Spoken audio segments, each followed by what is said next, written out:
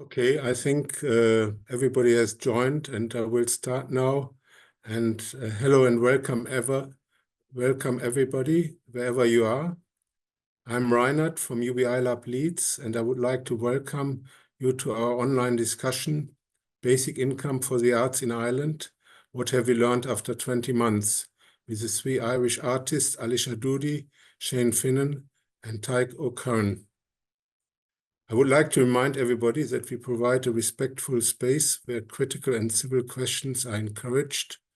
However, we will not tolerate any disrespectful comments. We have a chat section for comments and questions, and I would like to ask you to put a Q in front of your questions so that they can be easily found in the chat.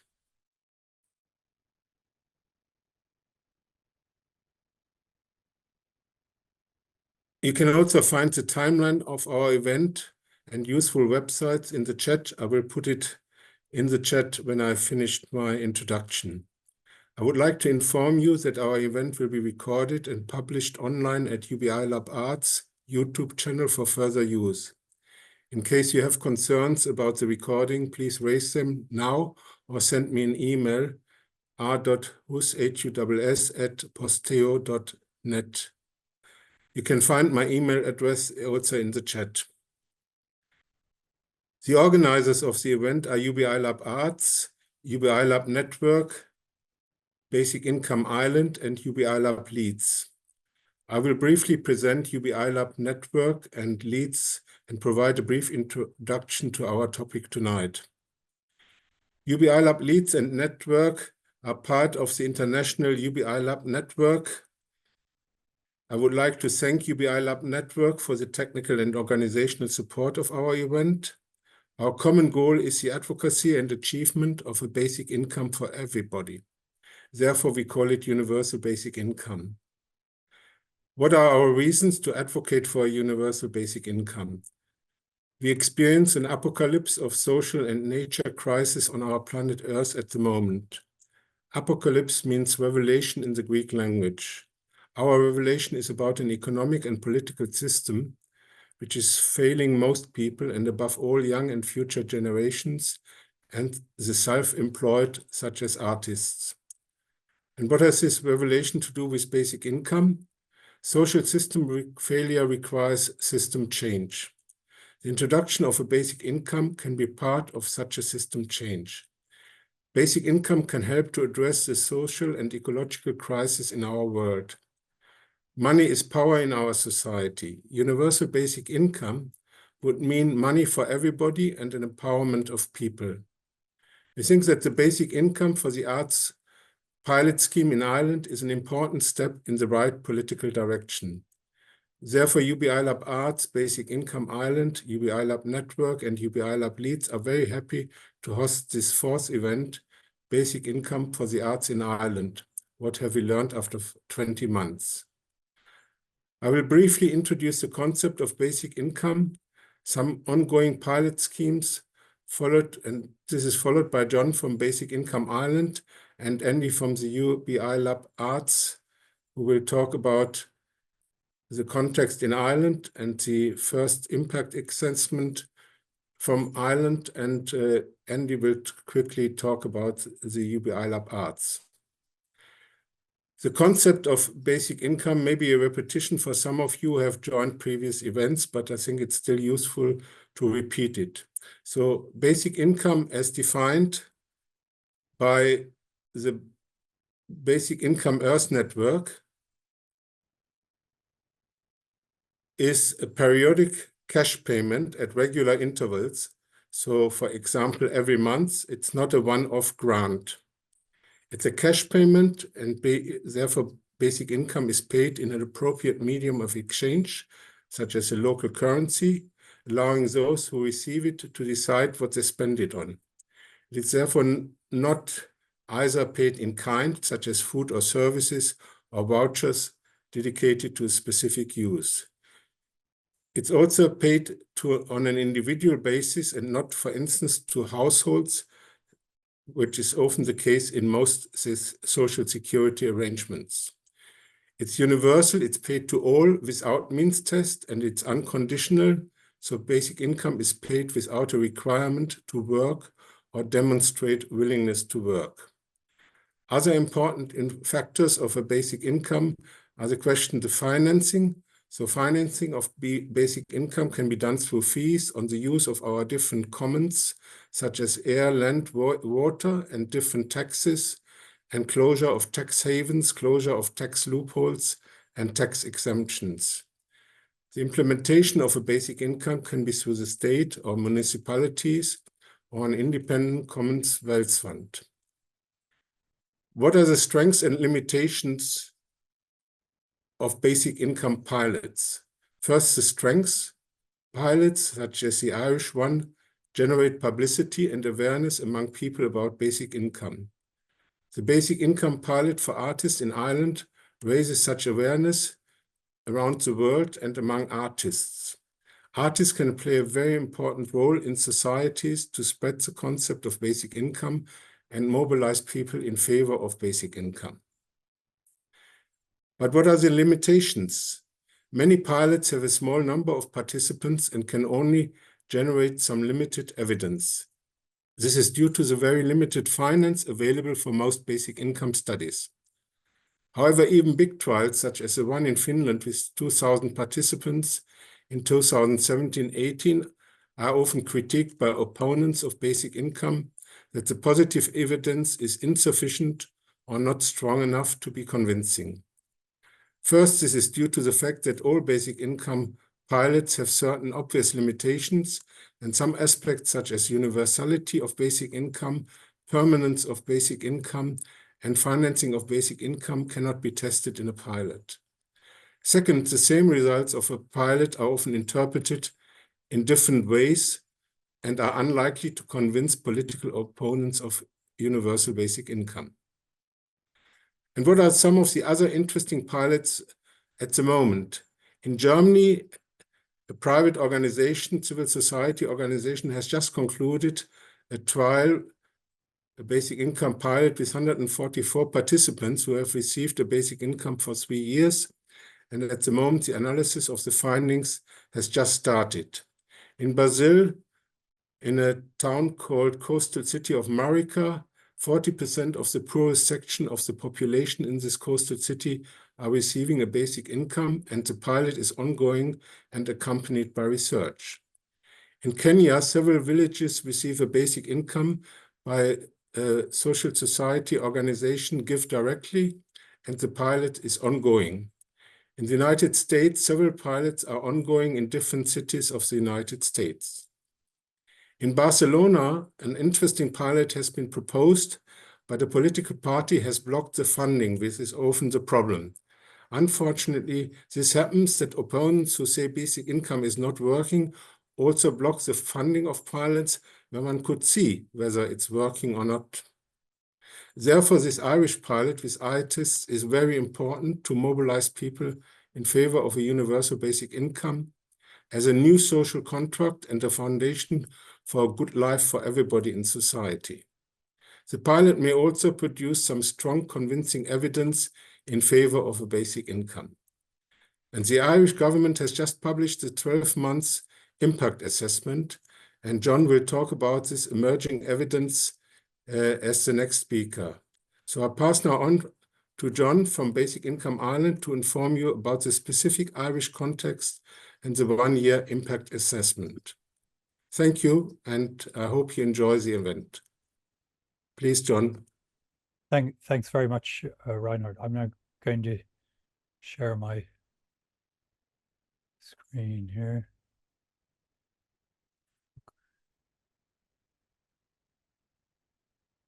This is absolutely typical.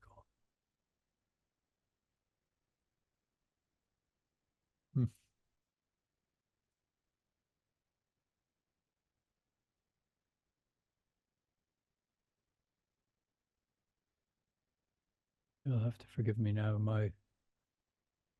In classic Zoom meeting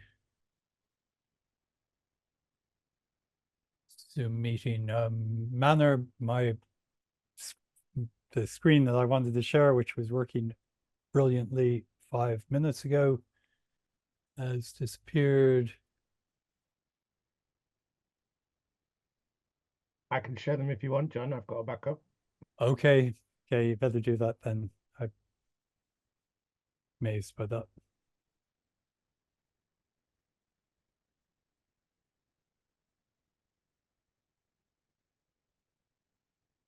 Where are you going?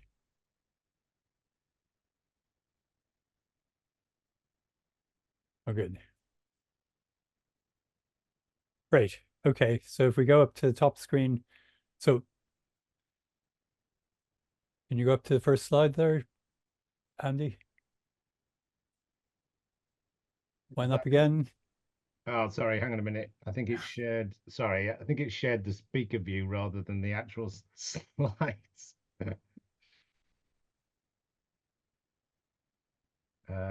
If I share You full screen, and then whatever I bring up, it should then do. Great, fine. You just have to go up to the, you're showing the second slide. That's okay. Brilliant. Thank you very much. So my name's John and I'm from Basic Income Ireland, which is the Irish affiliate of the Basic Income Earth Network. And I'm just going to say a little bit about the Basic Income for the Arts pilot project to get things going.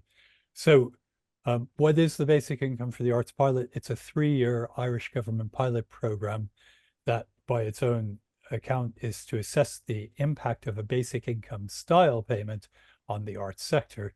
It began in October 2022, and there are 2,000 recipients of this payment that were selected randomly from over 8,000 eligible applicants. They get 325 euros per week, which is treated as part of their taxable income, and there's a control group of about 1,000 other arts workers. Next slide. So what do we know so far? Well, there have been 2 reports by the Department of Arts, Culture, etc., on the effects of the basic income for the arts pilot based on data collected for the first 6 months and then the first 12 months. So the most recent report, which was published last week, was based on data up to October 2023. So that's 7 months ago. And there are a wide range of findings, and I'm just going to go over a few of them to give you a flavor of them. So the general point that might be made is that they show that the recipients are better off than the control group in a wide range of ways. And they also show, interestingly, that arts workers are generally worse off than the general population in many ways. So here are a few examples from the latest report. Next slide. So in terms of time use, one thing that they show is that the recipients spent on average about 8 hours a week more on their creative practice than the control group. And in addition to that, had nearly an hour more leisure. So that's a big difference in how people were using their time. Next slide. They asked people whether they could sustain themselves through arts work alone. And here you can see that over the course of the first year, the recipients, 31% of the recipients said that they could sustain themselves through arts work alone, but only 23% of the control group could do. It's interesting that only 31% of the recipients were able to sustain themselves through arts work alone. Next slide. There was also questions on whether or not people had completed new artworks. And you can see from this slide that about 80% of the recipients have completed new artworks in the last 6 months, whereas only about 70% of the control group had done so. Next slide. Now we turn to issues of overall life satisfaction and of economic security. So in terms of overall life satisfaction, what this slide shows is a comparison between the recipients, the control group, and the general population as measured by the annual EU survey called the Survey on Income and Living Conditions, or SILC. And you can see from this that in general, the recipients were much more satisfied with their lives on their self-reported basis than the control group, but also that the general population was much more satisfied with their lives than either of these groups. Next slide. A particular aspect of life satisfaction is whether you're depressed or downhearted. And here again, we have the three groups compared. So you can see that the recipients were less likely to be depressed or downhearted in the previous 4 weeks than members of the control group, though again, apparently all artists are more depressed and downhearted than people in the general population. Turning to the next slide, we get into the economics of it. And here there's quite a striking difference between the recipient group and the control group.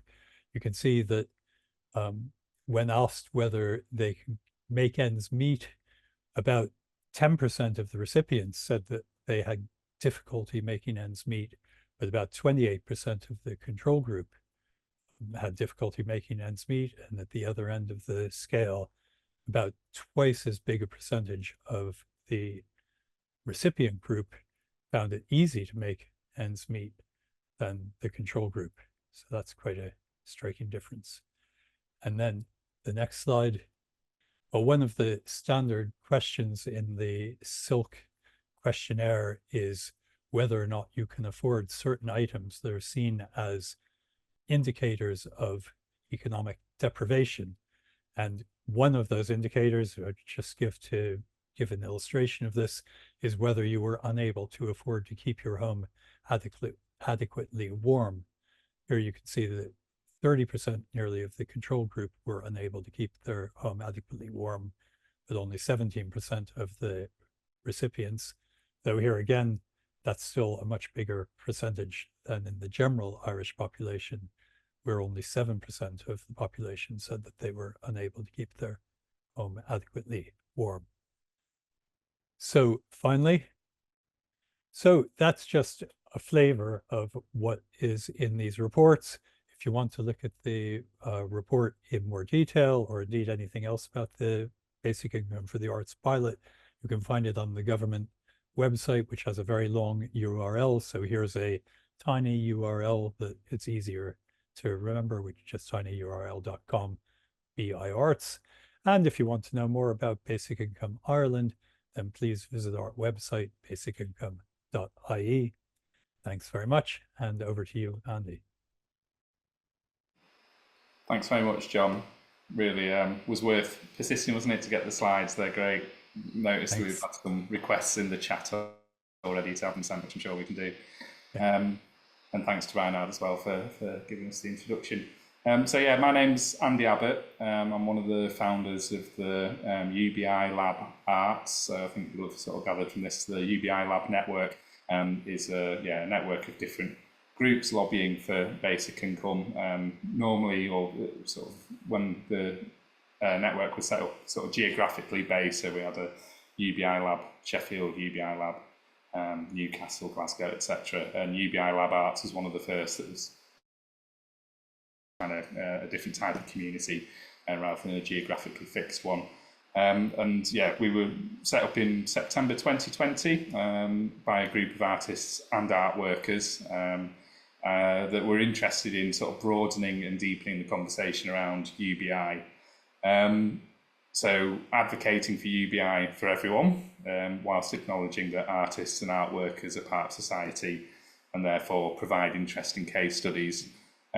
Most of the work that we've been doing as a group has been, well, apart from publishing and sharing information on what we call the creative case for basic income, also working in partnership with the other UBI Lab and partners to lobby for pilot schemes, but running quarterly creative practice sharing sessions, although submit it's been a while since we've had our last one. This is sort of taken over what we've been doing, but where artists, interested in different ways of sort of deepening and broadening this conversation about UBI can either use their own practice or cite examples of other people, or think about how other types of creative practice could be used to get more people talking about universal basic income and understanding it. And I guess our thinking behind that was that really a lot of the arguments and discussions that happen around UBI can be quite well rehearsed and sort of tend to focus on hard evidence, which is obviously useful, but we can supplement that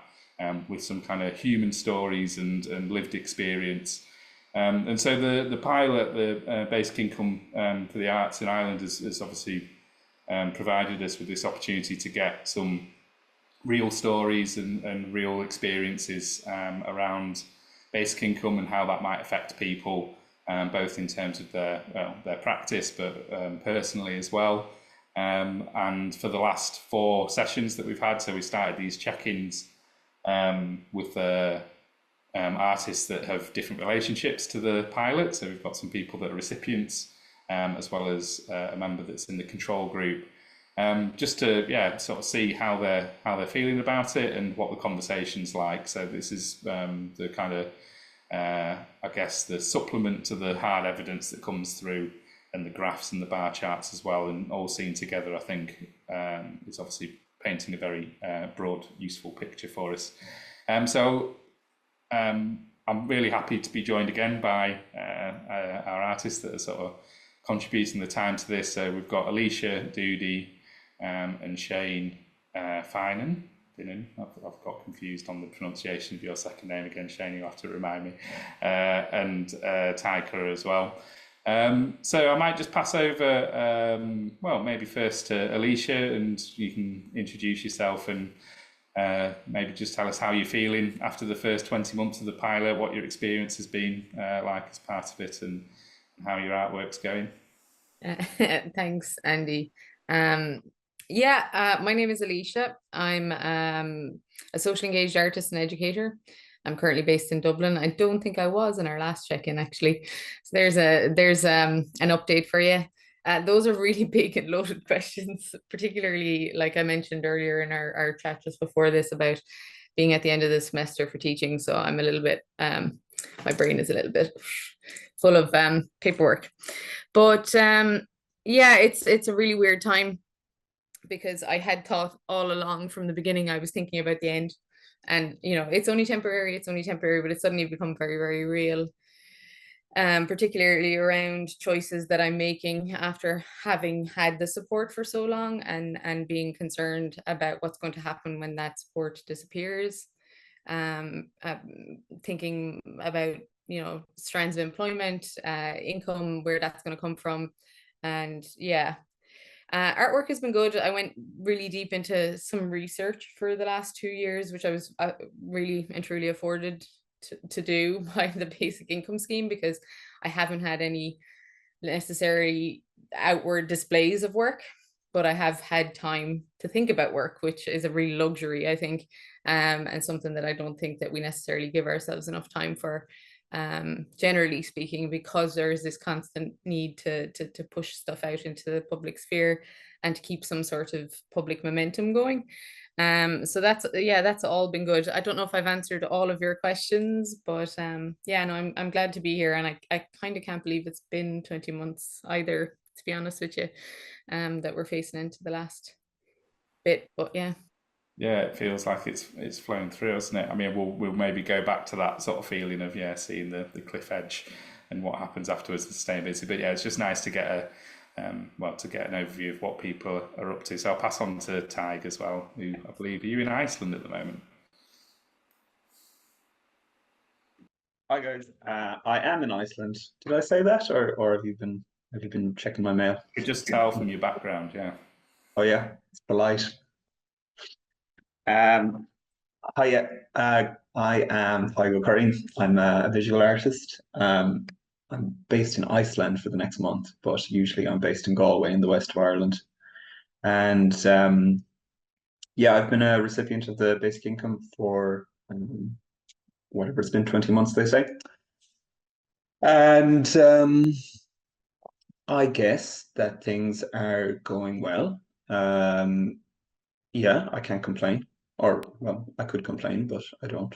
I try not to. I have been, yeah, I guess I've been kind of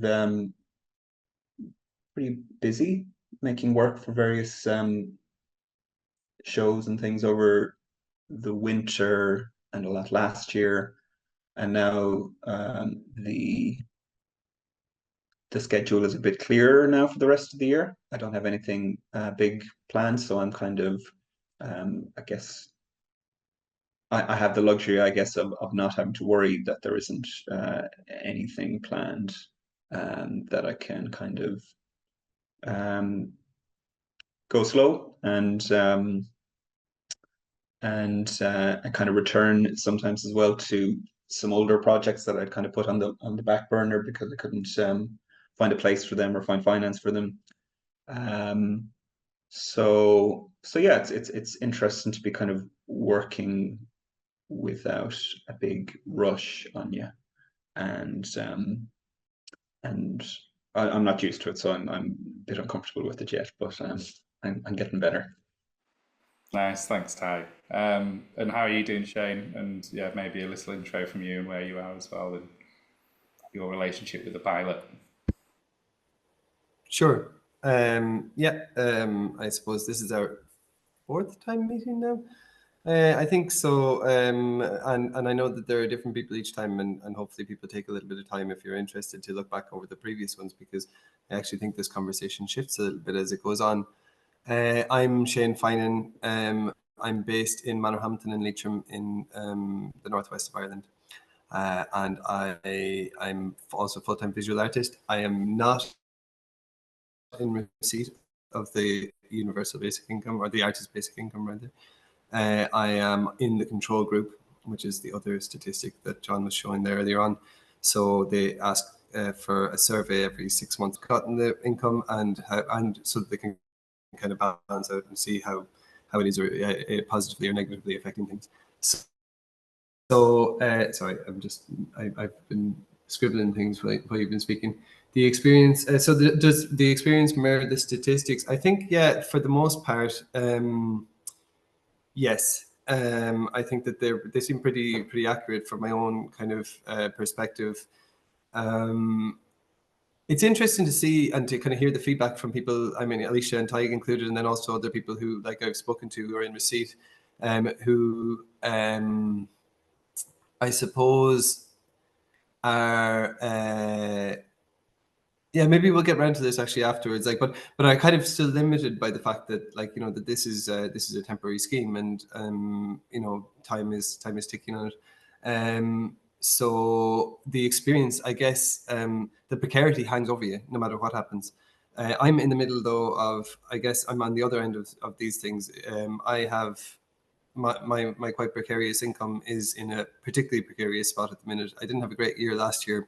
I've been spending a lot of time this year thinking about whether or not I can afford to continue down self-employed avenue. I've been lucky enough to have gotten a little bit of a couple of opportunities over the last like 6 months, but even then the precarity of that is still kind of like, you know, it's just tightening its grip kind of all the time. And I've been putting a lot of consideration into whether or not I can keep doing that and not hit burnout. And we're also at this kind of stage. I mean, I suppose, like, very, very particularly to right now, there are 2 points in the year when the Arts Council of Ireland's bursary award applications come up, and that application is like hell on earth for every artist who decides to go forward and put it in. It's a huge amount of work, and it's about a 30% success rate, and it's like massively competitive, and you kind of pour your heart and soul into it, and more often than not get a rejection. So I'm in the middle of that right now, and that would be essentially a basic income for another year should that be successful, but it's extremely precarious. So yeah, that's where I'm at, I suppose. Is that enough? No. Okay, thank you, Shane. So yeah, just very quickly, what's the so the bursaries that the Irish Arts Council offer? Are they based on projects, or that's more like in the? They're kind of, so the way that they describe it is you're applying to buy time. So they're to support like an arts practice. So they're generally they wouldn't expect a kind of a project to come out of it, or at least on paper they say that. It's a bit more complicated than that when you apply, because if you had 300 applicants who all said, I'm just looking to spend some time in my studio, they can't award any of them. So it's competitive, it's meritocratic, I suppose, like in that they grade you on 3 different things. One is the quality of your past work, one is the quality of the application and how you're going to develop your professional practice, and the third is on feasibility. So can you see the thing through? Is it going to be like, is it feasible in the next like 12 to 18 months? So I do think that, yeah, it's that's. Okay, that's very interesting, because I think they've only, just for the English kind of model, sort of recently introduced a sort of developing new creative practice of Arts Council things, where it can be more about the time that you spend, but that's evaluated in the same way. But yeah, just going back to this sort of seeing the statistics, seeing the kind of report, and John's very useful presentation there. Did that mirror your either sort of experiences or people that you've spoken to, Alicia? Is that sort of something that you see yourself in? Yeah, definitely. I think particularly in time spent as one of the recipients of the basic income, I feel like I need to be spending more time on my practice. In my current situation, because I'm also working in a teaching role, I'm probably working more than ever. Without, you know what I mean? Like, I've added more work to my pot. And I don't know that that's necessarily healthy. And I've talked about this in some of the previous ones, about the pressure of being on the trial and feeling as though I need to perform in a certain way so that it, you know, represents the basic income in a particular light, and say that this has been really, really beneficial to my practice. But that pressure is real, and burnout is also real. So maybe I don't know if it's necessarily on the same spectrum as what Shane has described, in that precarity and the pressure to kind of constantly perform, or you're up against it. But even though I have a job, I'm working harder than ever at my arts practice, because I always paperwork and highlight those kinds of things. So yeah, I don't know. I mean, there are definitely aspects of it when I flick through it. I was like, okay, so cool. I fit the bill. This definitely is me. But maybe not with that leisure time one. John had that, you know, we're spending more time in our private lives. Not for me. No, I think it's very, I mean, and again, thinking back almost, 20 months ago when we had those initial conversations, before people had even, received their first payment, I think, or it was too early to tell, but sort of speculating how that would feel. Obviously, there's a mixture of, as you say, this sort of pressure to perform in order to show that, if you agree with this scheme, that it works. But maybe, picking up on what Ty mentioned there as well, on the other hand, the kind of guilt that might be associated with being allowed to slow down, or just kind of getting put into a different mindset, is also something to adjust to, or kind of I don't know, sort of have you found that in conversations with other people as well, Tig,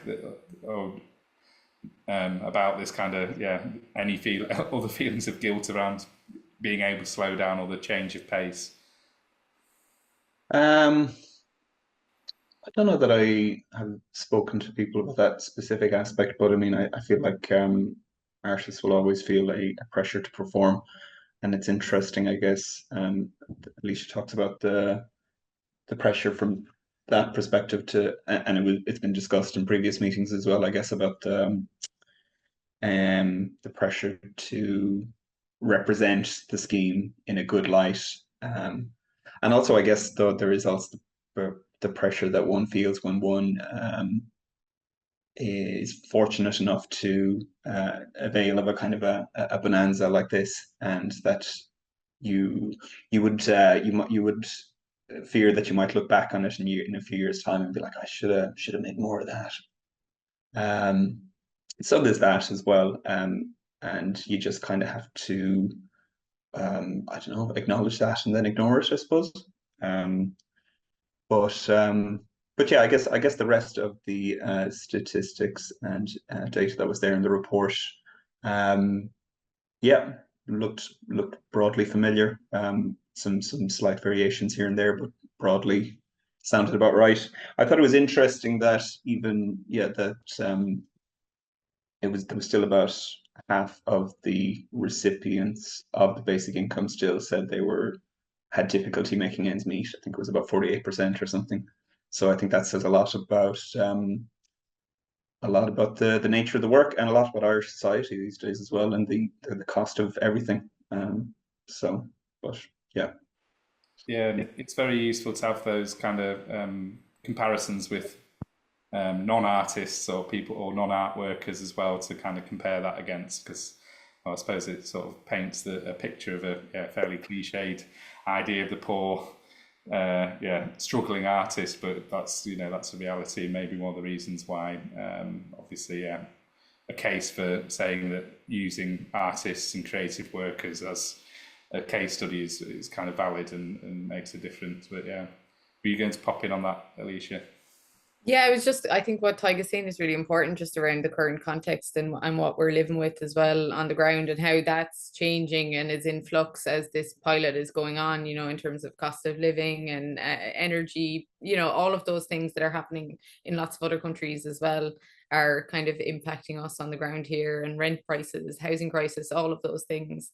And as they grow and evolve, they're having an impact as well. So yeah, I just really wanted to affirm that that's a really important thing to not leave out of this conversation, and in the impact that this is having because of the time that it's being done.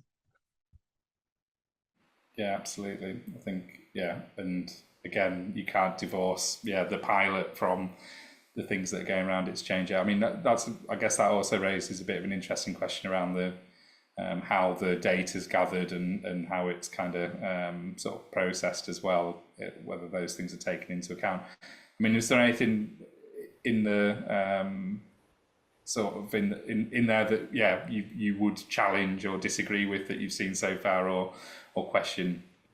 Shane, were you planning to come in on that? Yeah, I'll bounce back a little bit just to something that Tyg had said, and it was just a kind of amusing that just kind of came to me as we were talking about that if the benchmark also is being set, and also what kind of Alicia was following up with, but if the benchmark is being set as like, this is how it is to live, and this is how it is to live in a precarious industry, like as an artist. It would be interesting to see, and I don't know if this exists, maybe Reinhard or John or Anne could answer to this, but if there are other studies that looked at different precarious areas to work in, like, farmers who have to live off grants or something like that, and take that and say, like, is there kind of a comparative kind of like low mental health or like difficulty? Because maybe the median that's being looked at there is actually only like kind of is sort of like shifted or jilted by people who have like relatively secure incomes. There might be something in that. I have no idea, though. I've said this before as well. I'm not a social scientist, and I don't tend to think that way. So I find it difficult sometimes to pick those things out. We talked at the last one of the last ones, either the last one or the one before, about like some of the questions that seem totally irrelevant to me in my life, because I can't even, they just don't even add up. But we were just talking there about one of the questions that gets asked is, can you afford a roast every week? I think it was one roast or two roast meat or fish dinners every week. And I'm like, I haven't eaten meat or fish in 15 years. I don't know what that costs. I haven't a frame of reference for that. And not that that's fine, but it's just that it's even that question is kind of like, it assumes a certain way of life and a certain way of being. There was another one that, can you afford new clothes? And again, like, it's like, I intentionally don't. I mean, Alicia, I think you also echoed this the last time. I don't buy new clothes. I intentionally, for ethical reasons, I don't do that. So I don't have a frame of reference for that. And so it's difficult to answer those sorts of questions. And maybe the questions don't actually match up with the lifestyle of like some, if not a lot of people, possibly, that also work or live in this sort of area. So I'm kind of repeating myself from the last meeting, but maybe it's interesting to bring it back up again as well. Well, it certainly is, after seeing the kind of the reports and how those questions get used and get turned into the bar charts as well. I was wondering, we've kind of asked it again before, but it's good to know if perhaps, especially after the publication of the report, is the kind of conversation, the discourse, both either within artistic circles or in the public, a bit more visible? Are there more kind of conversations happening about the pilot, and if so, what are they? How are people responding to it? What's the general reception? That's open to any three of you.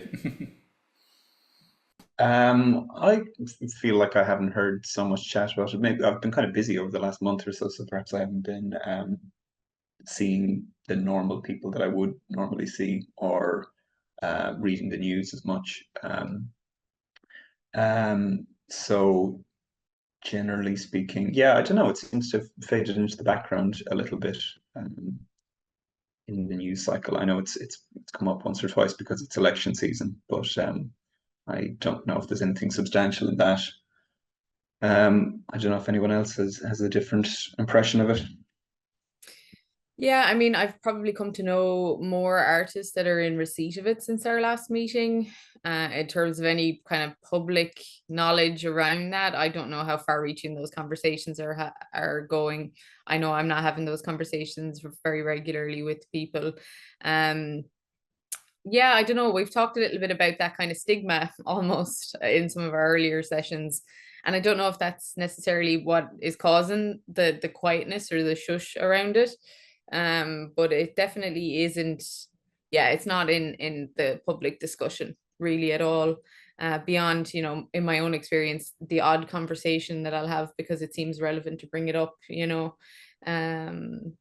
But yeah, I don't know exactly the reason for that. I could speculate, but yeah, yeah, I don't know. The report's only a few days old, so you know it could yet come to life, and it could potentially have more time. But again, it's pressure. You know, you're already on the pilot. There's an awful lot of pressure attached to that. If you start to talk about it, it's almost like you're inviting scrutiny. And you kind of don't want that, or at least I don't want that. I don't want more people looking at what I'm doing, and particularly because I mentioned that I spent the last kind of 2 years in a piece of research, meaning I have nothing to show technically in terms of like a visible artwork to anybody that doesn't understand our process. So if you're talking about my mom and dad and my family back home, they've like, well, what are you doing, you know?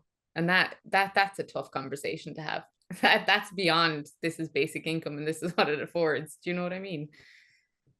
Yeah, definitely. I mean, that's it raises questions around. I noticed in one of the articles that I read actually that it was a community artist, and they made a big point that it was a community artist that was being used as the case study for someone that's received it, because obviously that might, you know, create a kind of someone who's doing something good with their work. But obviously, I don't know, when they're talking about the increase in artistic production, yeah, exactly.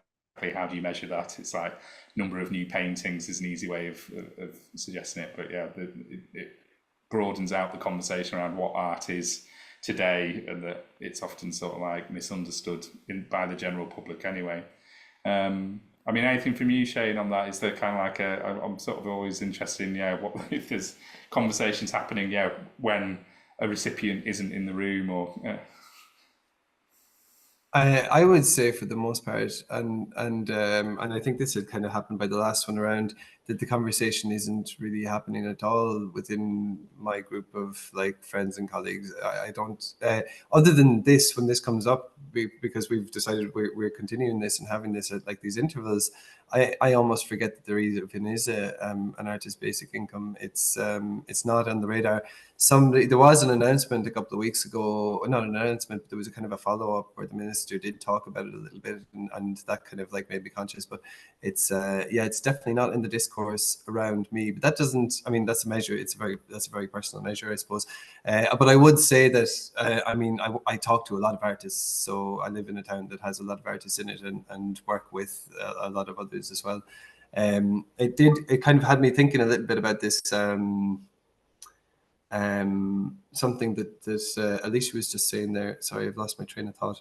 But it was about maybe about cycles. Oh yeah, the shame and the stigma that's associated with it, but also the idea of like the cycles, the runaround of these things. How long does it take to make a piece of art? Yeah, sorry, I'm refreshing my brain back to where I was going to go with this.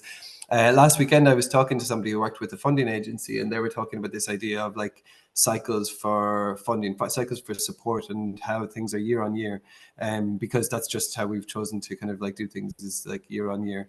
And then this particular scheme being rolled out for like a kind of a 3-year period almost invited, and I'd love to hear Alicia and Tag's thoughts on this, like, but it almost invited a thought pattern that kind of like extends to 3 years instead of like limits it to this kind of like year on year, year on year, year on year. Which in a way, I almost think, like, hearing from you, it doesn't actually end the precarity. It just extends it. Like, you know, if anything, it almost makes it worse. It's like a longer waiting game for the thing to end. But you just more time spent worrying about what happens afterwards rather than, like, you know, so maybe it's easier to do a 6-month cycle. But yeah, it's just made me think as well, because also, like, I mean, how you just mentioned it, how big is a work of art? I mean, some people might only make something once every 3 years, and somebody else might make 100 pieces every month. Like, it's entirely kind of subjective, those sorts of things as well. Sorry, Alicia, you were going to say something. Yeah, I was going to jump in. That was really funny. Sorry, you definitely got me going. But just I suppose from my end, like social engaged practice, we do talk about duration actually a lot, and the time needed to engage with groups of people in the production of artworks. And so it didn't actually seem at all strange to me that this was a 3-year period. It becomes really apparent to me that I haven't made anything when I have conversations with people that are outside of that field of practice, because other people that are within it and sort of kind of in its surrounds sort of get that you have to take a lot of time, or you have to spend a lot of time in that process. And sometimes it is all just process. Sometimes it isn't necessarily about the output. So and that's kind of interesting though as well, because, like, I mean, I would also work a little bit socially engaged, but would you not find that, like, sometimes there's an expectation that a project will last like 6 months and you're still only getting to know a community at that point in time as well? Yeah, I'm just about to finish a 6-month residency that was specifically designed for a social engaged artist, and I told them they were mad, and I still did it, and I haven't made anything. But I told them I wasn't going to be able to make anything. So, you know, I knew that going into it. They kind of knew that going into it. And now we're at the end of it, and there isn't anyone necessarily looking to me saying, where is the thing that you were supposed to have done? But at the same time, you know, you're right. It is this kind of extended kind of pressure, and you're just sort of pushing it further down the road every couple of months. But the funding cycles, I mean, we're still fitting into those funding cycles alongside you guys. So it's year to year, and you kind of end up phasing your work. So you say, oh, it's this phase of a process, and it's this part of a process. So you end up kind of, I don't know, breaking things into pieces and interfering with a natural flow, or giving things timeframes, which in your mind maybe are a lot more flexible than they appear on paper, you know. But yeah, so just to come in on that idea of duration and this being a 3-year thing, I suppose it didn't seem as odd to me that was the time period that they chose for it.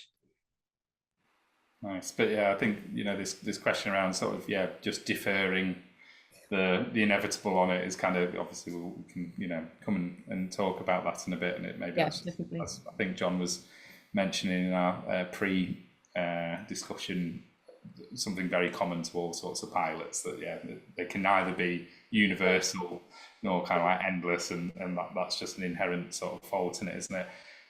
But I'm sort of interested, you know, again, we're sort of returning to questions, but they might change each time, I suppose, we ask them. But how kind of you feel it's kind of broadening who could be an artist, or whether kind of basic income allows for a diversification of practice. I mean, in a way, Alicia, I guess what you're saying is that, it's not necessarily allowing kind of social practice to be sort of acknowledged in the way that things are being sort of evaluated. But just I am really interested in just how it's affecting art and who could be an artist, and maybe whether, again, people might be more keen to become artists if they know that there's things like basic income pilots out there. Have you had any kind of thoughts on how it's affecting kind of practice more general, Tig, or sort of other people that might want to become? Well, I was just going to say that the argument around diversity and bringing more people in is maybe one of the stronger arguments for maintaining it going forward. That the filling in of application forms and for these big grants, it is difficult, and it's a very particular skill set that is not by any means widespread, I think. And and it shuts a lot of people out. And even though the efforts have been made in recent years to introduce like this smaller grants that are easier to fill, forms that are easier to fill in, and things like that, but there's still a big barrier there if you're, you know, coming from, if English isn't your first language, or I guess if you've got any kind of something like dyslexia or something like that. And it would just, I mean, if every artist, however you would decide who every artist was, but if every artist was getting a basic income, it would just save so much time that's being wasted filling out forms. And yeah, I don't know, it would empower those people. So yeah, I can't remember. I was going to say something else in reference to something that was said, but I think of it now. But yeah, I wonder if, oh, sorry. Go ahead, Shane, that's fine. No, I was just going to say, I wonder if there would be a certain amount of kind of, what's the word?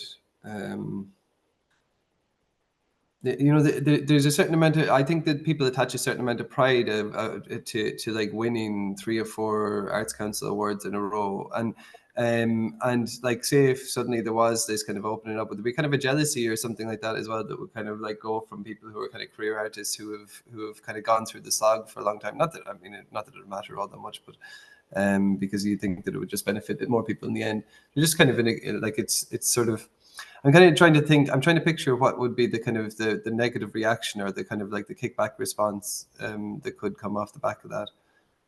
Maybe that's not a good example, actually. I'm only thinking it loud. You mean from within the arts community itself? Yes, yeah, that's what I was thinking initially, yeah. Well, the people who are best at receiving Arts Council grants are not necessarily the best artists, I think.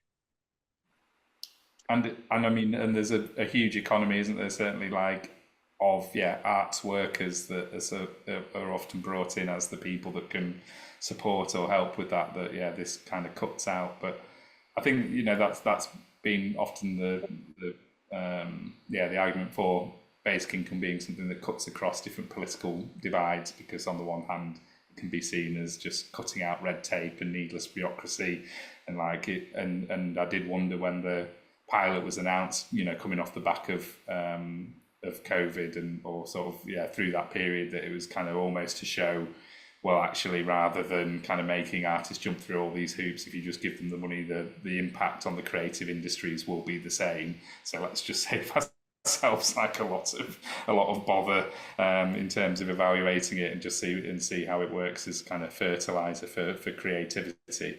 And you'd have to assume, arguably, that there's going to be a lot more money available to get. I mean, if there's a lot less processing of applications and going through that meritocratic process, like in all those reviewers that need to be paid and everything, that all that money could be released also to like just basic fund. So, I mean, I don't know that it would cover everything, but I'm sure it would make a difference. Well, I think if you gave a basic income to all 8,000 people who applied, it would amount to around the entire budget for the Arts Council this year. Right. Now, I don't think that, I think that there's more than 8,000 artists in the country. And obviously, giving everyone a basic income wouldn't replace every function that the Arts Council would take. Like, it wouldn't replace things like project awards for larger things. No, and funding for organizations, and But it's something to be discussed, I guess. Nice. I'm just gonna we'll probably move into the questions from the audience at the moment, because there's a couple that we've either touched upon, or we could sort of deepen a little bit as well. But I know that kind of, you know, obviously one of the things that it's a bit of a kind of a leading question, but yeah, do you feel that kind of the experience of you as an artist would be good for lobbying for a basic income for all? And has there been, just thinking about what's coming up and seeing the end of the pilot again, are there any plans or discussions between people on how to, I don't know, either sort of celebrate the experience or share the experience, perhaps through, I don't know, collective exhibitions or other forms? I mean, I know that Shane's saying that it really feels like this is the only platform for people to come together and talk about it, but it would be interesting just to hear any ideas that you're having about how beyond just the kind of the report that you're being asked to fill in, how that sort of how that experience might be shared. Do you want an answer to that question? To be honest with you, I mentioned briefly at the beginning just around, overworking myself, to a point where, I do have to concern myself with whether or not this is bordering towards burnout, or if it's sort of manageable, and teaching's going to finish. So hopefully that's not where it's going to go. And then if I look at the artist activists that I know, we have so much on our plate because of other large issues that are trying to be dealt with, particularly around social practice, and housing is just one of the really big issues that I know a lot of different artists are trying to work on at the minute. It's very difficult to imagine, even though this is absolutely connected and bound into that and has huge potential as a solution to that, and I am all for universal basic income. I find it hard to see, because it's not part of the conversation at this point, that in, I don't know, however many months, 16 months or something like that, that something is going to emerge out of it. That's the truth of it for me at the moment. That's not to say that I don't want it, because I think that it would be very, very useful. And actually, you mentioned around your kind of creative work with UBI Labs and the art side of things there. I think if we could maybe have another conversation outside of here, and I would pull some of the artists that I know in terms of social activism and things like that, maybe there's another conversation that we could have, and see if there's a way that it can be factored into some of those other issues that we're looking at. Thanks, Alicia. Okay, well, unless there's another, any more response on the idea of how to disseminate the experience, whether it's through art or not, then I might pass over to Reinhard. Have you been able to harvest any questions via the chat that we might want to pick up on and pose to the panel? Yeah, can you hear me? Alison was asking a question regarding the length of the basic income. Alison, do you want to raise the question?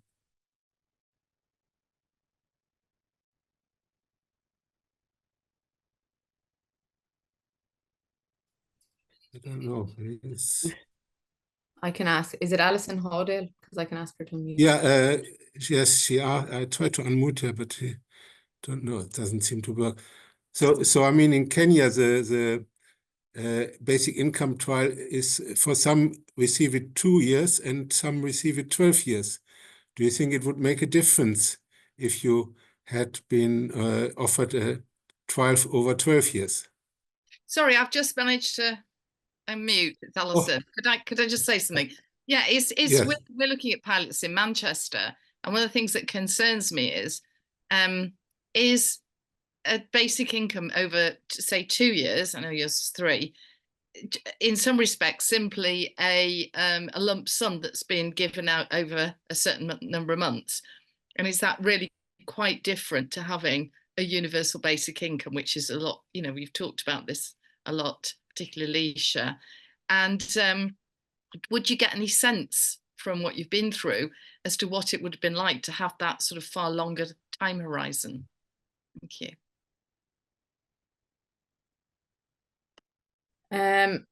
So I'm going to focus a little bit on the lump sum, or the breaking the payment down over a period of time thing. And I think there's a psychological impact to having a regular income coming in, because with a lot of the Arts Council funding streams that we would go after, those come in lump sum form. And the mental tax of budgeting that out to run your life actually is really difficult, because I did mention in the chat that some of the larger bursaries are between 20 or 25,000 every 12 months, and you put weeks of work into an application, and then you get 80% of it, and then you have to wait until the end, and you have to get the other 20% of it kind of closer to the end of the 12-month period.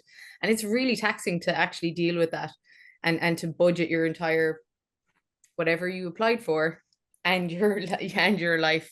So I think there has been quite a significant impact of having that kind of payment regularly. And actually part of their the way that they've administered it was to say, these are the dates every month for the next 12 months that money will go into your bank account. So we haven't been paid weekly, but we have been paid monthly, and we've known 12 months in advance when those payments would land. So there's security, I think, afforded to that.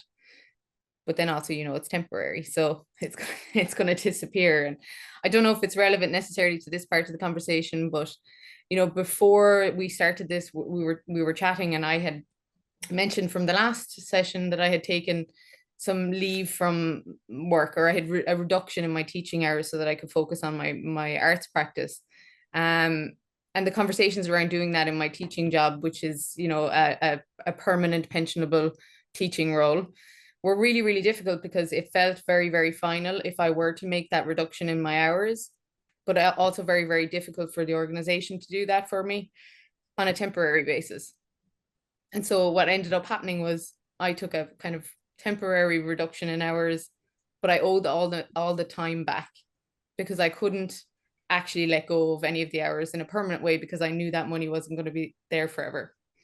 Yeah. You know, I needed the security of knowing that I could go back to my job full time. And so there's like, yeah, it's kind of a messy, head melty situation. I think I've talked a lot about that kind of feeling of it's wonderful, but it's not going to last forever, and the precarity around that. And I think Shane described that a lot from his perspective as well. And I think that that's really, really important to remember. Whereas if I would have had an opportunity to know that that was permanent, somebody else maybe and myself might have been able to job share. We could have been able to split that job role that I have, both comfortable financially, and somebody else could have benefited of some of my teaching role, and I wouldn't have felt like I'm approaching burnout, you know. So yeah. That's interesting. Thank you. I don't know if I answered your question. But... No, it's all, yeah, it's just really interesting. Yeah, thanks. I can't help but also wonder what a 12-year pilot would look like from a control group point of view, because I mean, I assume if they're going to run a pilot, they have to have some sort of control. But I can say, like, 2 years into this, I'm done with being in a control group. It's not a, it's like, it's just kind of filling a form once every 6 months for a small payment, and it's actually pretty awful, but it's grand because you just you know, you're trying to help the scheme in some way. But like 12 years, there's absolutely no way. And I wonder, it made me curious as well, and I don't know if they have statistics in this, but have people dropped out of the control group? Because I know people did at the beginning. I know that, like, some people were offered it and then they chose not to have it. Very few people who were offered the income dropped out of it, but people who were offered the control group did. So, and I don't know how they do that over 12 years. I mean, obviously, if they're doing a study, they'd have to do something like that as well, have some sort of way of measuring it. I guess they would find some way. I mean, there's long studies over that kind of time frame of taking place in other contexts, I suppose. So I'm sure there would be some way of doing it. I believe people have dropped out of the control group. I had a flick through the report this morning, and it did. The number had gone down, I think. And I guess going back to what Alison was asking, I feel like you'd kind of want 2 years as a minimum for one of these pilot schemes, arguably 3 and more years, really, because I guess in any walk of life you have good years, you have bad years, and it's just I'm still kind of, you know, when I look at my own figures, my own accounts and bits and pieces, I'm still trying to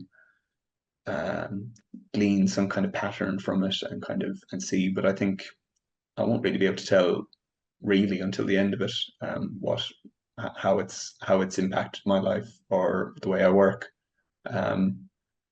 just because, yeah, I guess 3 years isn't that long in the scheme of things. I think one of the things that we've kind of reflected on or thought about in the last few sessions, and when we were talking about basic income in the UBI Lab Arts group as well, is whether you can compare it to other situations in which people are getting something like a basic income, whether it's through stipends or a pension. I know we've got 2 guests with this, or people that are here that might sort of want to speak to that. Jane, I believe you're kind of in the situation of receiving a pension and that affecting your practice. If you'd like to chip in, I think we need to just unmute you there, don't we? Yeah, yes, I'm of an age where actually initially I was on the pre-retirement allowance, which doesn't exist anymore. But once you reach 55 and you were a hopeless case, the social welfare put you on to pre-retirement allowance. So I had that for 10 years, which really helped, but I didn't realize I wasn't supposed to be leaving the country. And they found out, and I was restricted a lot after that. And now that I'm on the pension, it's still very restrictive because I'm a non-contributory pension receiver. I can only officially leave the country for 2 weeks in the year, otherwise they take my pension away. So I really have to judge and use what I'm doing. I used to travel abroad a lot. So I really hope if the basic income for artists comes in, it will be not age related, because it was very useful having the pension. We started a business in 2020, 1st of March, we signed a lease, 3 of us, because we had pensions, because we felt, well, we knew we could pay the rent even if we didn't sell a lot of work. But it was the worst time to do it, because it was just before COVID kicked in. And in the end, after the 3-year lease was up, we did not renew it because it just didn't work. We were using our pension to pay the rent. So for me, it would change my practice completely if I knew I didn't have to be restricted. At the moment, I can earn 30 euros a week as a self-employed artist without losing some of my pension. Well, that's profit. So I actually buy a lot of material and equipment because I can write it off. But it's just a juggling thing the whole time. I was invited to India to do workshops in January, February. I had to decide whether it was worth my while losing a couple of weeks' pension. And I know that technically I can't actually leave again anywhere that they can trace my movements. I go to, because I'm supposed to, even if I go to England for a weekend, I'm supposed to tell them. I'm supposed to tell them how I can afford it. I'm supposed to, it's a bit draconian. And a lot of people don't even know that is the situation for people on the, and it's a lot of artists are on the, what is it called? The non-contributory pension. If I was on a full pension, like a contributory pension, I can travel the world, I can live anywhere, I can earn quite a lot before I lose anything or pay tax. So it's restrictive, but it did enable me, because I was on those allowances, it did enable me to do an awful lot more without starving. So I really think that a basic income, and I used to say to people, well, it's a bit like a basic income because we now have a safety net. So I'm all for it. But it's the devil's in the detail there. And I think when you're talking about, the conditions that exist on something that seems like free money, actually, it's far from free money. Yeah. You have to, I was given, I was awarded a commission this year, and it was sort of like, oh God, no, because I'm going to have to really juggle and work out how I can do this. And I ended luckily buying myself a bigger kiln, because it meant that I could write that off, because you're only allowed a certain amount of savings as well. But my son is he got the basic income for artists. He's a sculptor. He got it. And are you having conversations with him about it a lot then? A bit. I know he's not managing to make ends meet all the time, because I had to lend him 100 quid the other day. Well, he was waiting for his payment to come in or whatever, so whatever. But I've always lived hand to mouth. I was married to a sculptor for years, so I know what it's like. Yeah, that sort of came through with the statistics, isn't it? There's an accepted or kind of acknowledged amount of level of poverty or kind of precariousness that artists deal with. You make your choice and you carry on and you do it the best you can. And I've managed, but I don't. When the social welfare said, but how can you possibly afford to travel? And I said, well, I don't drink, I don't smoke. I sometimes get grants from Culture Ireland to represent Ireland, but it's usually cost neutral. I pay my airfare and I'm put up in a residency or whatever. But now I have to, now that I'm not allowed go, I have to really think about, is it worth my while going somewhere? That's really interesting, Jane. Thank you. I just wanted to pass on to Eva as well, then, because again we've kind of just looking for the comparisons there. Maybe I definitely thought, when Shay mentioned, well, and Alicia just talking about the bursaries and the bursaries that are available for projects, how that, what's your experience of the kind of funding landscape in Norway?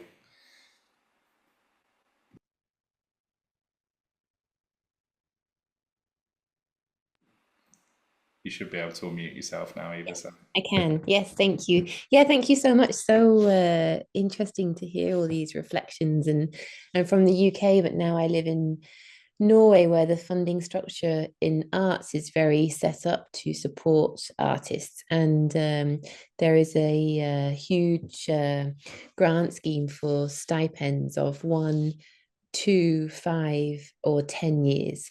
They did used to have a lifetime stipend, but they realized a few years ago that people were living for a long time, longer than they were able to make work. So they got rid of the lifetime grant, which is also another conversation, and replaced it with a 10-year grant. And I know for a lot of friends and colleagues here who have got those longer 5 or 10-year grants, it's a salary that's paid to them as a monthly salary, which they're taxed on, and it means they can know they are able to work as an artist without having to consistently rely on project grants or other work. But for those that receive the 1 or 2-year grants, it also Tig was saying, you kind of get caught in this cycle of not actually being able to invest in your practice as an artist or your work as an artist, because you're, quite quickly you come around to the reporting and then the application again, and it's not sustainable.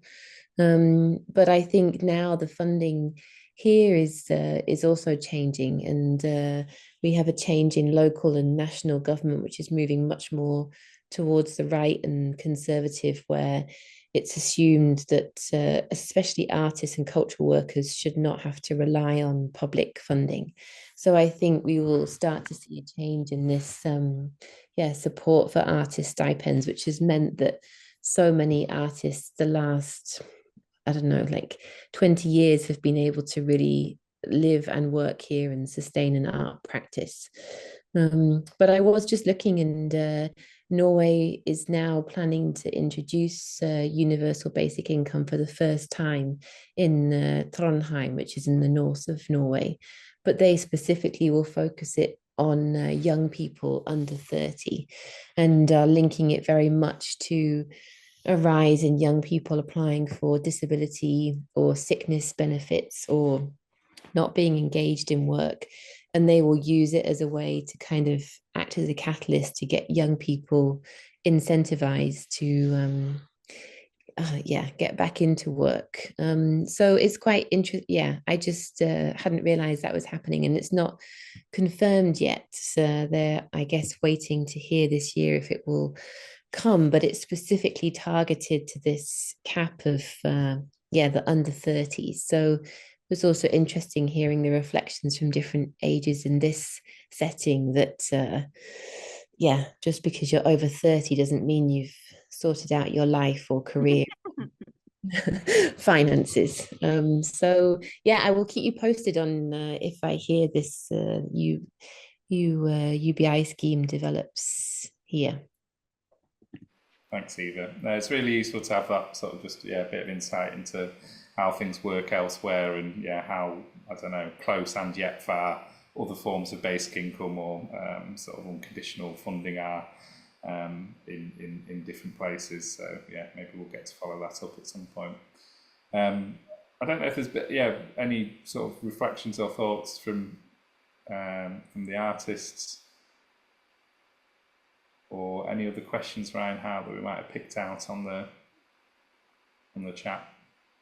I mean, a question which has been discussed, but it has come up in the chat as well, is how has being either a member of the receiving basic income or of the control group has changed your life? Has there been any important change in your life? And the other question which came up again is how Is it communicated with friends, relatives, other artists? Is it discussed? And is there, I mean, you discussed it already, but is there anything the Taik or Alicia or Shane want to add to what they have already said?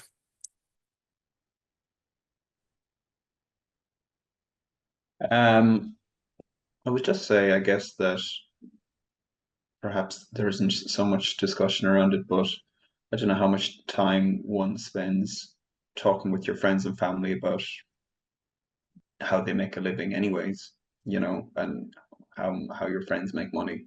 A lot of the time we have a vague sense of what our friends do for a living. They're kind of like, oh, it's something in computers or something, you know. So while I get what people have said before about there being a certain stigma or not wanting to stick one's head above the parapet.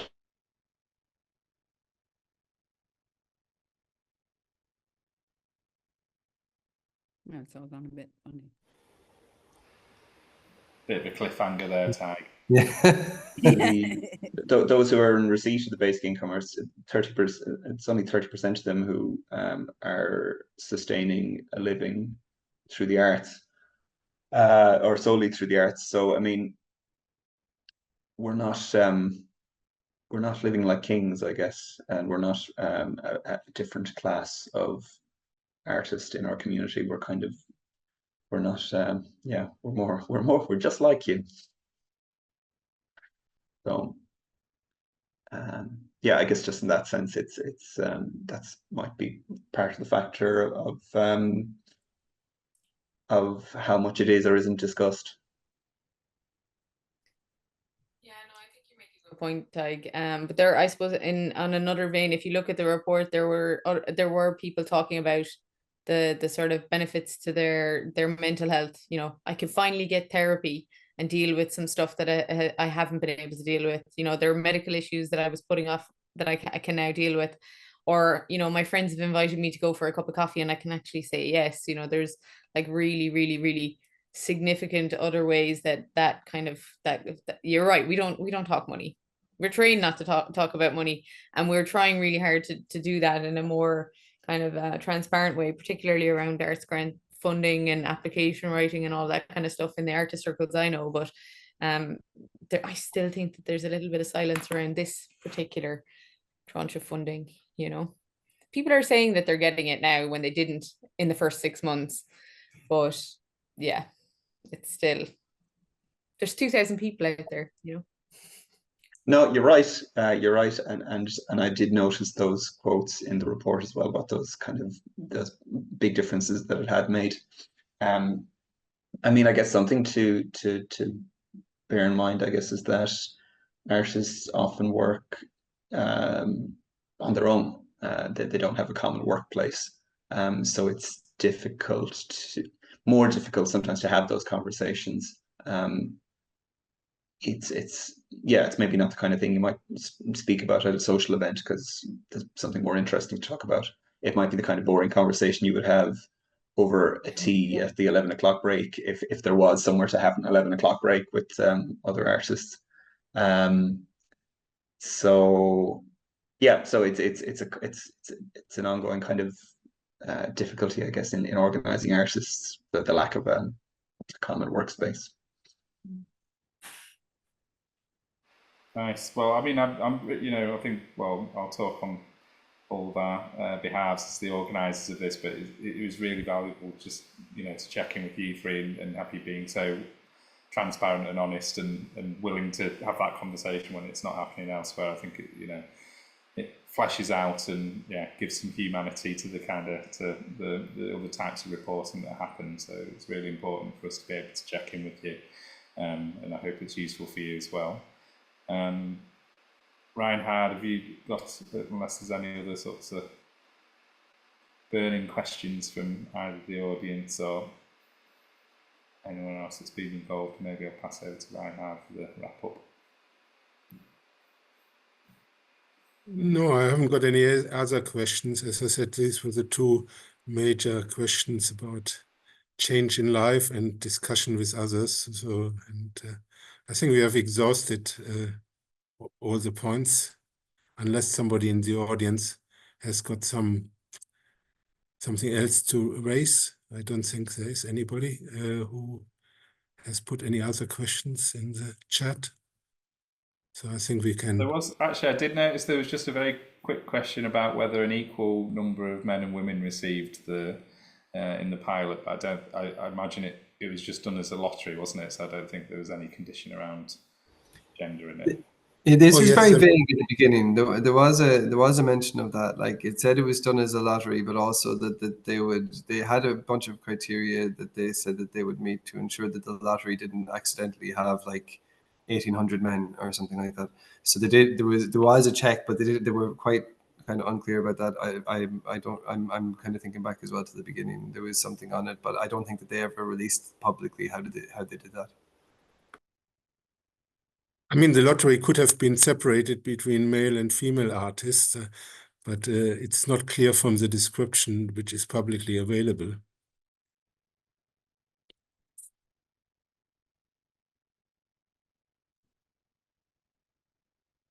So, yeah, I think any other comments, any other suggestions, any other questions? Can I just say one thing, maybe? Yes, please go. Yeah. I mean, I suppose the thing that we wonder about in Basic Income Ireland is whether the extent to which the experience of having this basic income for the arts among the artistic community has made people think about the value of a universal basic income as opposed to one that's simply directed towards the arts community. And insofar as it has, is there any way of trying to channel that experience and that thought process through to a wider audience? And I guess, I mean, Alicia's kind of addressed that by saying, well, artists are very busy and there are lots of causes and so on. So, you know, which I entirely accept. But as you've also said, Alicia, you know, there are 2,000 people out there who are getting this. One would hope that some significant proportion of those 2,000 people have had the thought, wow, this has really made a big difference to my life. I can imagine how the difference it would make to the lives of so many other people who aren't in the arts community. Wouldn't it be a great idea to have a universal basic income? And I feel that there's a kind of untapped potential there, but we still can't figure out how to tap into that. I don't know whether anybody has any comments on that or whether that's for something to do post this meeting to try to follow up. Thanks. Are you asking John like how to get those positive stories and disseminate them to a wider audience? Yeah. Yeah. I mean, the reports do disseminate them to some extent. I mean, how wide an audience do they reach? I mean, they went on the day of their release. There's a press conference. It's reported in the Irish Times, and then the next day something else is news. So it's hard to see how. I think across the basic income movement worldwide, there's a sense that the lived experience of people who have benefited from basic income is the strongest way of actually getting the message across. And so, to think about a way in which, you guys, the 2,000 of you who have got this and have found it made an important difference to your lives, could somehow or other be part of the dissemination of that story is something that we've been talking about a lot. JP Delaney tried to set up some kind of way of sharing information on that. That didn't work. We can't get the names of the people on the project from the department, so we can't write to everybody and say how about it or anything like that. So it's a puzzle for us, but just throwing it out there to you guys and to anybody that you're talking to see if you have any bright ideas about it, because you're the creatives. Answer to your question, like an immediate answer, just to say that when it came up earlier, I did actually email Andy in the background feeling like I actually do genuinely want to have a conversation about what has happened in terms of the kind of creative and arts focus that was in the UK and what their conversations look like, because there are, I think, some artists that I would know, and there's potential there for conversations to be initiated at this point, because we are kind of midway and we're thinking, you know, we're coming out the end of it. Is there time to do something to launch this? Because I genuinely do think there's a huge amount of support. Obviously, there's no promise or a guarantee, but I think we can definitely start having those conversations for sure, and maybe in a more focused way than we have done in those, you know, ways that Tig described. You know, you don't talk about it, or you do in a very passive way, like the people that I've mentioned, that I found out about it. It's been very like, oh yeah, and it's just a passing comment, but you don't ask too many questions, you know. You don't pry into it or dig at it a little bit, but maybe it's necessary now. So absolutely. Yeah. Is there something there though to be said as well for, like, I mean, we did talk about this at the very beginning point, I think, and the idea of artists making work that reflects artists' basic income in order to kind of raise awareness in some way. But like, I mean, I'm just thinking, I mean, I know I'm coming from a different perspective as well, but thinking, listening to yourself and Tig, and like, you know, how you're focused on other things, and probably a lot of artists' experience is that you're focused on other things. You're still in a precarious situation. That hasn't changed. So to add another thing, another project, to now also make work about universal basic income is like, you know, it's we all know the weight of this. Like, you know, these things can kind of like come down on top of you, and then. And that's the danger of burnout, and that's all the other things as well. Like, you know, and it's like the ideal situation is, oh, absolutely, I'd love to make like projects and really get people aware of this, but then the practical day-to-day reality kicks in, and it's kind of like, well, I actually still have to do this teaching work, and I also have to finish up this socially engaged project, and I also have to, you know, and I have to do my accounts, and I have to, like, you know, sort out this, and then also my family, somebody in my family's sick, and you know, and then it just doesn't manifest because it's the one thing that's one thing too far or whatever. Do you know what I mean? Yeah, it's likely that that's why nothing has happened in the last 12 months, you know, in terms of initiating something. But that doesn't mean that we couldn't, in some sort of background way, have a couple of conversations away from this forum, with maybe people that have the stories to share, and see if there's some artists in the 2000 artists out there that feel able to take this on. I don't know the 2000 artists. I'm not claiming to know the 2000 artists, but, you know, potentially getting the ball rolling and saying, you know, there's a moment here that it would be a shame to miss.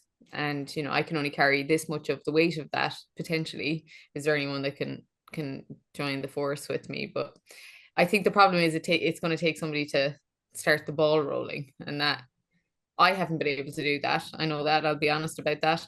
That's not to say that I won't attempt to get a ball rolling. I just don't know how far I'm going to be able to push it.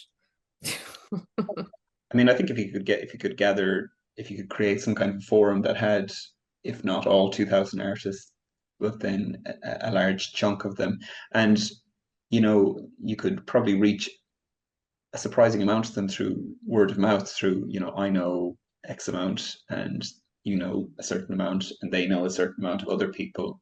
And I know there was efforts made to create that kind of forum before, but it was, I think people were a little wary of it, or they didn't know who it was. So I think that that getting that kind of personal touch in there would help in that regard. And then I don't know what you do once you have a large amount of artists in the one space at the one time. I mean, yeah, getting that kind of qualitative information, as well as the quantitative information that the surveys are getting, I think is important. And like the most interesting things in those reports were the little quotes at the start of each chapter about, as you say, someone who can afford to go for coffee now and things. And yeah, there was more color in that, I guess. Yeah, I That's think you that just makes mentioned sense. even a certain anonymity being provided for story collection would be one way of gathering something to put out there. Yeah. Mm.